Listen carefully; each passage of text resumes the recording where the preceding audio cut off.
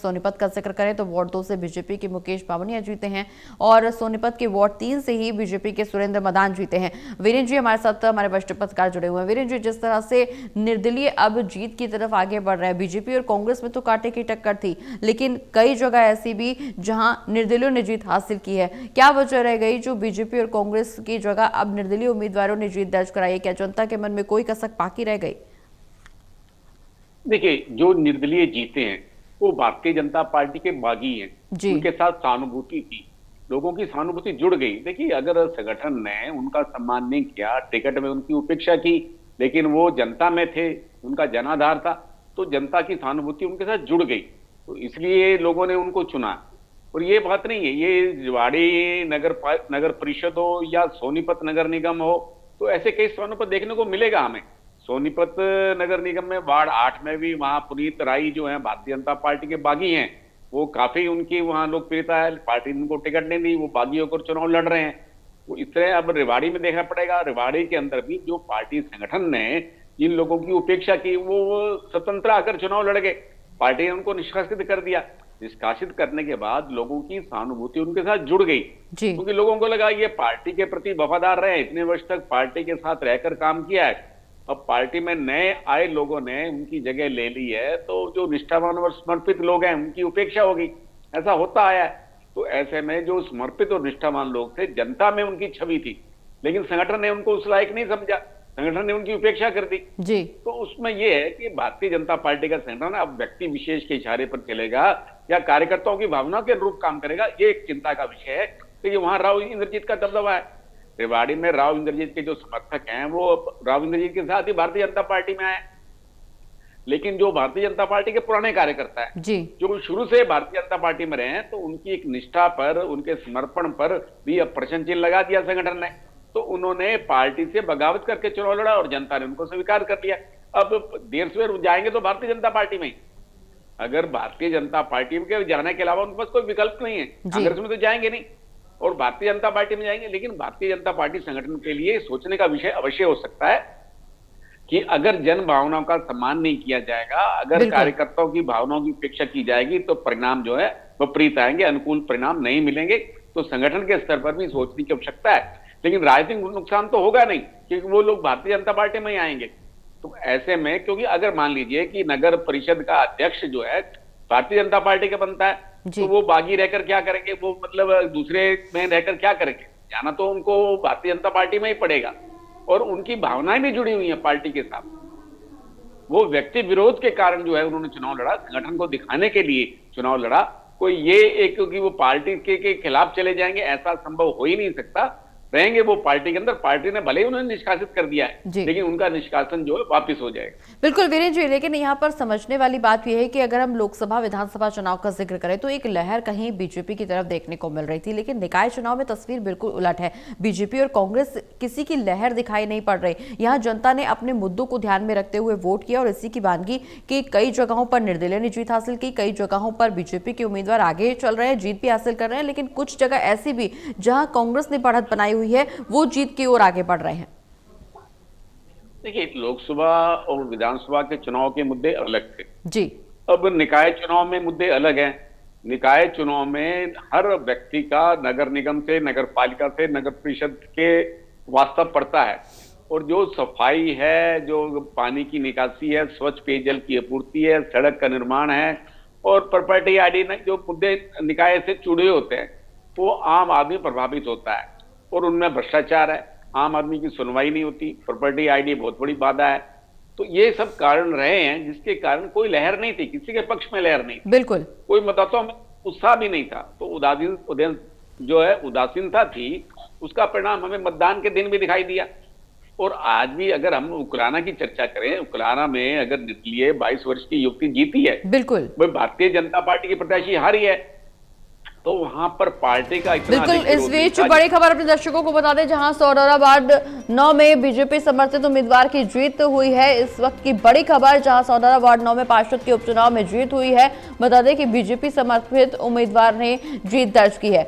सोनी जी, तो मतलब उकलाना के अंदर श्रीनिवास गोयल का विरोध अधिक था, तो इसका परिणाम आया। देखिए, जब जो दूसरे निर्दलीय प्रत्याशी थे उसके जी साथ सभी दल जुड़ गए। जी तो मतलब भारतीय जनता पार्टी का प्रत्याशी अकेला रह गया। बिल्कुल बिल्कुल निश्चित रूप से भारतीय जनता पार्टी का प्रत्याशी अकेला रह गया और निर्दलीय उम्मीदवारों में भी कई जगह जीत की तस्वीरें निकल करके सामने आई हैं। बीजेपी समर्थित उम्मीदवार की यहां पर सडौरा में जीत हुई है। वार्ड 9 में पार्षद के उपचुनाव में बीजेपी समर्थित उम्मीदवार की जीत दर्ज कराई गई है।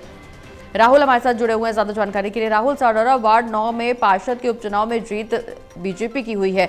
तस्वीरें निकल करके सामने आ रही हैं, नतीजे स्पष्ट होते हुए नजर आ रहे हैं। बीजेपी एक बार फिर से सडौरा में जीत दर्ज करती हुई नजर आ रही है।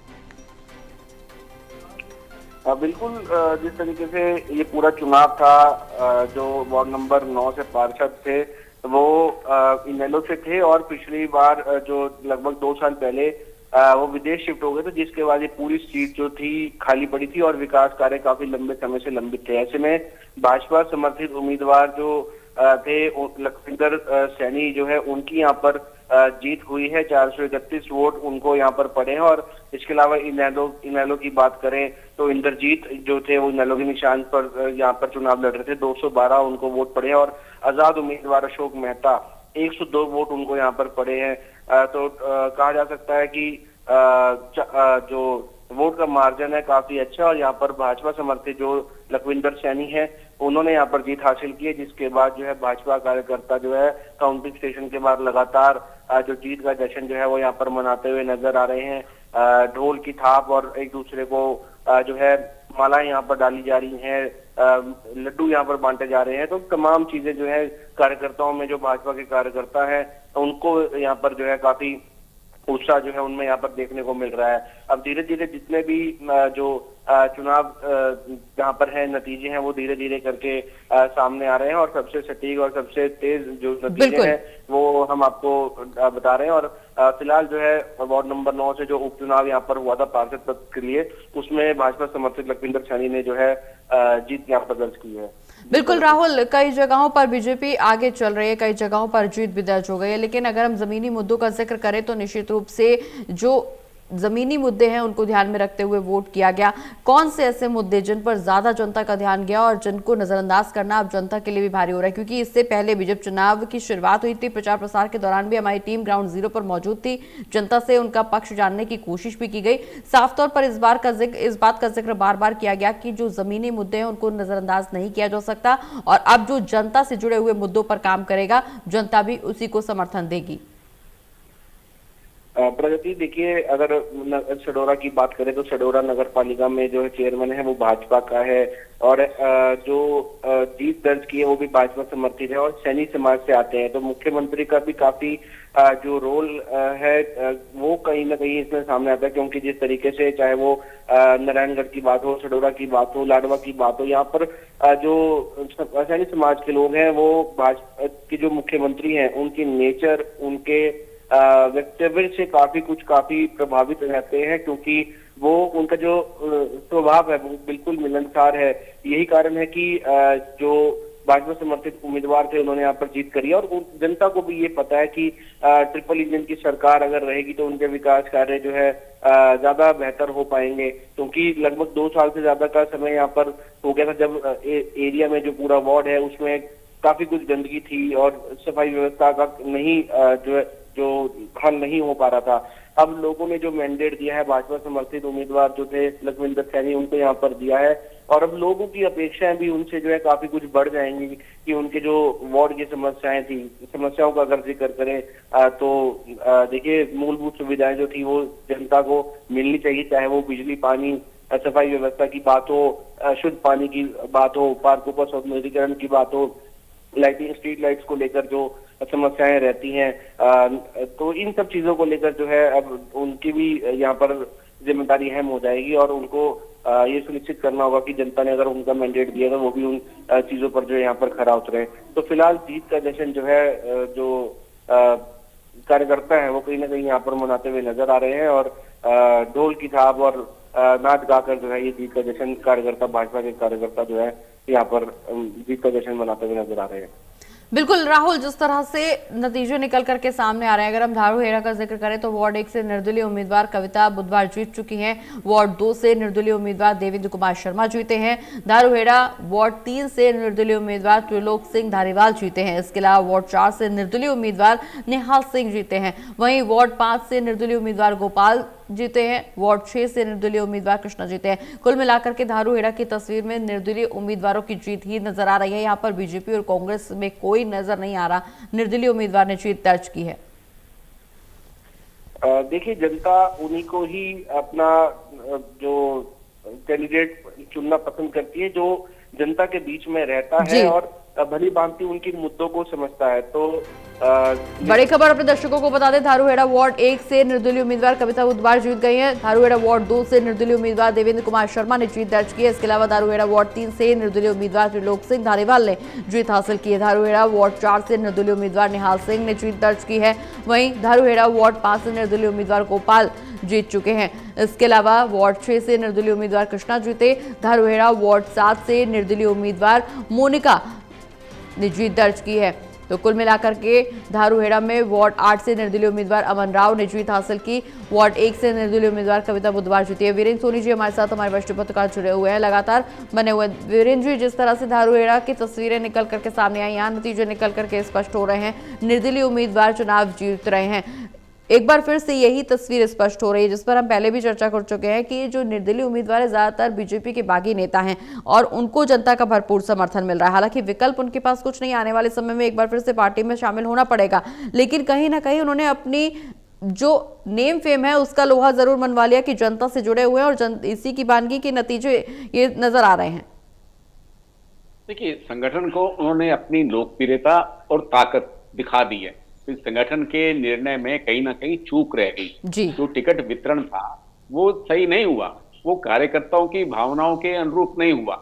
अगर आप परिवारवाद देखेंगे, नेताओं के जो उनकी पसंद के उम्मीदवार हैं उनको टिकट देंगे, मतलब कार्यकर्ताओं की भावनाओं की उपेक्षा, और जो नेताओं के प्रिय हैं, जो नेताओं के चहेते हैं उनको टिकट दे दी। ये संगठन के लिए साफ संदेश है कि आपको कार्यकर्ताओं में से ही चुनना पड़ेगा। उम्मीदवार बनाने हैं तो कार्यकर्ताओं की भावनाओं के अनुरूप ही बनाने पड़ेंगे। अगर नेताओं के परिवार से और उनके चेतों को टिकट दिए जाएंगे तो पार्टी को नुकसान होगा, पार्टी के लिए घातक होगा, पार्टी के लिए ठीक है। उकलाना की बात है, उकलाना में निर्दलीय क्यों जीत रहे हैं? क्योंकि जो भारतीय जनता पार्टी का वहां नगर पालिका अध्यक्ष के जो दावेदार हैं वो श्रीनिवास गोयल की पुत्रवधू थी।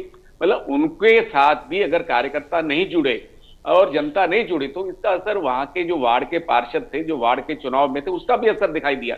अगर उनको वोट मिलते तो वार्ड को भी मिलते। तो इसलिए अगर उनकी हार हुई है तो वार्डों में भी पार्टी की हार हुई है, मतलब वो पार्टी को जिता नहीं पाए। अगर आपका पालिका का अध्यक्ष का पद का प्रत्याशी अगर लोकप्रिय है, वो मजबूत है, तो वार्ड के प्रत्याशी अपने आप मजबूत हो जाएंगे। बिल्कुल। अगर उसकी हार हो रही है तो वार्ड के प्रत्याशी भी हारेंगे, क्योंकि मतदान में जब जाते हैं तो लोग एक ही ईवीएम जो है उनको 2 स्थानों पर दबाना होता है, तो लगभग उनकी पसंद एक ही होता है। वही जिसको वो नगर पालिका अध्यक्ष के लिए वोट डालेंगे तो वही उसी पार्टी को वो वार्ड पार्षद को भी वोट डालेंगे। वो एक सामान्य धारणा बन जाती है। अगर पार्षद अगर अध्यक्ष लोकप्रिय है, अगर अध्यक्ष को वोट जाता है तो वहां उस वार्ड को भी जाता है। तो एक सामान्य धारणा रहती है। लेकिन इस तरह से अब भारतीय जनता पार्टी को रेवाड़ी का, उकलाना का और अभी सांपला का भी आना है, तो ये पहले से ही मालूम था, जनता में पहले से ही चर्चा थी और टोटल न्यूज में पहले से इसका संकेत दिया जा रहा था। तो कोई परिणाम आश्चर्यजनक नहीं आए, परिणाम जनता की भावनाओं के अनुकूल हैं, जो पहले से अपेक्षित थे वैसे ही परिणाम आ रहे हैं। कोई परिणाम में परिवर्तन आ गया हो ऐसा दिखाई देता नहीं। जो परिणाम था जनता की भावनाओं के अनुकूल है और पहले से माने जा रहे थे कि ये परिणाम रहने वाला है। लेकिन इसको मालूम नहीं था, वो मालूम सिर्फ इसको भारतीय जनता पार्टी के संगठन को मालूम नहीं था। संगठन ने पूरी ताकत तो लगाई है भाई, प्रदेश अध्यक्ष मोहनलाल बड़ोली घूमते रहे, मुख्यमंत्री के दौरे होते रहे, मंत्रियों की ड्यूटी लगाई गई। इसके बावजूद भी जब आपके पन्ना प्रमुख हैं, जब आपके हर जगह पे संगठन की व्यवस्था है, तो आप अपने कार्यकर्ताओं की भावनाओं को या जनता की नब्ज को क्यों नहीं पहचान सके? ये संगठन की विफलता है। प्रदेश संगठन मंत्री जिनका ये काम होता है, फरिंदर नाथ शर्मा, हालांकि वो असम से हैं, लेकिन उनकी एक रहता है कि वो कार्यकर्ताओं की भावनाओं के अनुरूप संगठन को चलाएंगे, संगठन के कार्यकर्ताओं को दिशा निर्देश लेंगे। लगता है कि वहां कहीं ना कहीं ये चूक हुई है और ये संगठन की विफलता है। और इस तरह अगर परिणाम अनुकूल नहीं आते, देखिए हालांकि नगर निगम को चुनाव में तो कोई मुकाबला है नहीं, जी कोई मुकाबला अगर हो जाता तो वहां भी भारतीय जनता पार्टी को पसीने छूट जाते, लेकिन हालांकि वहां अगर सुखद स्थिति है तो ये है कि वहां पर कांग्रेस कमजोर है। बिल्कुल, निश्चित रूप से सांपला का जिक्र कर रहे थे। नगर पालिका परिषद चुनाव में बीजेपी ने जीत हासिल कर ली है सांपला से। इसके अलावा बीजेपी के चेयरमैन प्रत्याशी प्रवीण कोच 600 वोटों से जीत चुके हैं। लगातार वीरेंद्र जी बने हुए। वीरेंद्र जी, सांपला का जिक्र कर रहे थे, यहाँ पर तो बीजेपी ने जीत हासिल की है।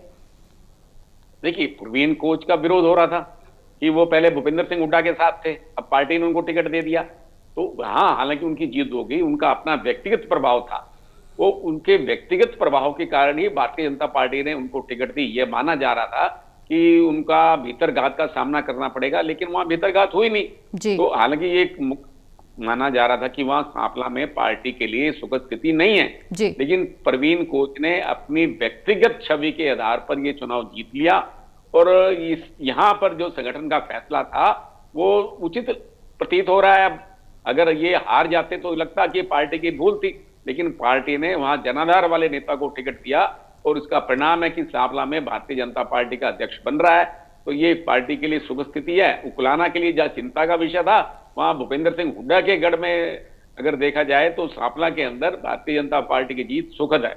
बिल्कुल, अगर अंबाला का जिक्र करें तो वार्ड 1 से बीजेपी के विशाल राणा जीत चुके हैं। वार्ड 2 से ही बीजेपी के मनीष आनंद मनी ने जीत हासिल की है। वार्ड 3 से बीजेपी के वर्था सौदा जीते हैं। इसके अलावा वार्ड 4 से बीजेपी के वीरेंद्र नाथ जीते हैं। अगर अंबाला वार्ड 5 की तस्वीर देखें तो यहाँ पे बीजेपी के राजेश मेहता ने जीत हासिल की। अंबाला वार्ड 6 से बीजेपी उम्मीदवार अर्चना छिब्बर जीती है। कुल मिलाकर के अंबाला में बीजेपी ने अपना लोहा एक बार फिर से मनवा दिया। यहाँ पर बीजेपी का दबदबा देखने को मिल रहा है। वीरेंद्र जी, आवाज मिल पा रही है आपको हमारी? जी देखिए, अंबाला के अंदर नगर निगम में कहा कि कोई मुकाबला है ही नहीं, वहां भारतीय जनता पार्टी। और यही है कि अगर आपके वार्ड में प्रत्याशी जीत रहे हैं तो नगर निगम का मेयर का प्रत्याशी भी जीत रहा है। तो अंबाला के अंदर भारतीय जनता पार्टी दृढ़ स्थिति में है। और ये वहां पर जो सारी प्रतिष्ठा असीम गोयल की दांव पर लगी हुई थी। हाँ, चुनाव असीम गोयल ही लड़ रहे थे। तो ये बात है कि जो उनकी इच्छा के अनुरूप ही वहां पर टिकट दिए गए। कुछ लोगों के जो विरोध का भी सामना हुआ, लेकिन उनको देर सवेर बना लिया गया, जैसे तैसे बना लिया गया। वो मतलब पार्टी में कोई बागी नहीं हुआ। तो ये परिणाम है कि अंबाला के अंदर नगर निगम के अंदर भारतीय जनता पार्टी का चाहे मेयर पद का प्रत्याशी हो, चाहे वार्ड के पार्षद हो, तो भारतीय जनता पार्टी की जीत जो है वो इस बात का संकेत है कि वहां पार्टी को भीतरघात का सामना नहीं करना पड़ा। और ट्रिपल इंजन के सरकार के नारे को लोगों ने स्वीकार किया। तो ये अंबाला हो, चाहे सोनीपत हो या पंचकुला हो, इसके परिणाम तो पहले से अपेक्षित हैं। लेकिन जो उकलाना का था वो पहले से ही लग रहा था कि वहां भारतीय जनता पार्टी को हार का सामना करना पड़ता है। सांपला में प्रवीण कोच की जीत जो है भारतीय जनता पार्टी के बूस्टर डोज का काम करेगी, क्योंकि हुड्डा के गढ़ में